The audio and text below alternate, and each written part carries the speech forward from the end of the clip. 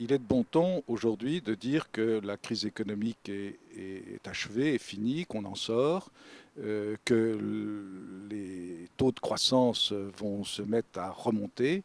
Et il est de bon ton aussi de dire que la crise financière est derrière nous. Eh bien, je crois que c'est faux. Nous risquons d'avoir de très graves surprises. En réalité, la crise, elle est fondamentalement financière avant même d'être économique. Elle est financière et c'est dire la finance qui a entraîné ensuite la chute de l'économie. La question financière n'est pas finie parce que nous avons les dettes souveraines, mais pas simplement les dettes souveraines. Nous avons une incertitude bancaire. Et quel est le problème de fond? Là encore, une fois de plus, on refuse de voir le problème de fond. Le problème de fond est relatif à la confiance. Aucune économie ne peut fonctionner, aucune finance ne peut fonctionner s'il n'y a pas d'abord et fondamentalement une confiance. C'est la confiance entre les différents partenaires qui permet les échanges économiques et financiers et qui permet ensuite de faire un développement sain de l'économie.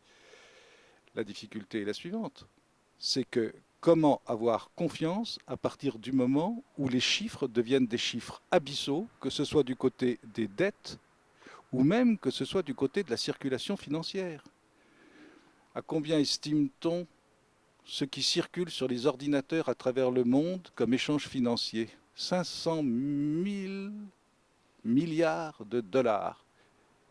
Il n'y a pas de richesse patrimoniale, il n'y a pas de capital réel qui corresponde à ces chiffres.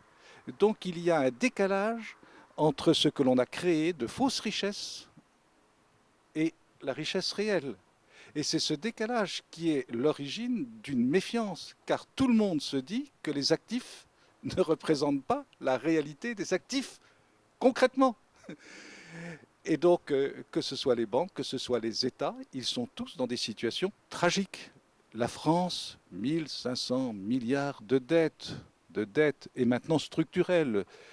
On essaye d'améliorer nos dettes annuelles, notre déficit annuel. On est là à rogner des niches fiscales pour essayer de retrouver un petit peu quelques dizaines de milliards. Mais quand on sait que derrière nous, il y a 1500, voire en réalité, concrètement, si on ajoute les autres dettes possibles, imaginables, qui sont de toute façon d'ordre public, l'équivalent de 2000 milliards d'euros, comment peut-on supporter une telle dette et comment un État peut-il garder sa crédibilité?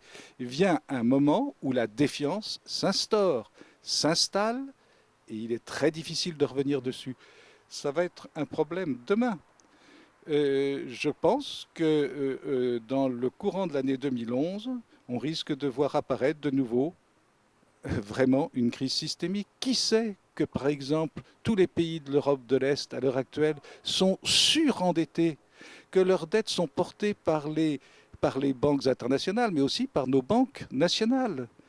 Qui sait qu'à l'heure actuelle, la BCE est en réalité concrètement obligée de faire de la fausse monnaie, c'est-à-dire d'acheter de la dette souveraine.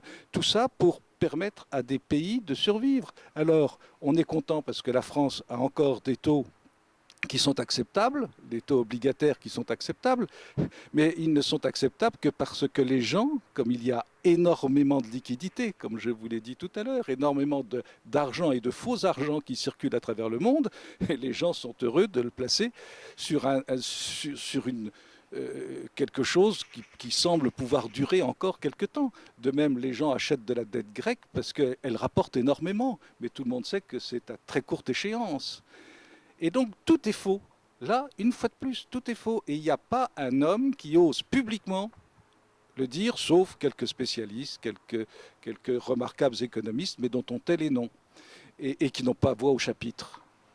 Les institutionnels vivent dans un monde financier fictif et l'économie en est atteinte.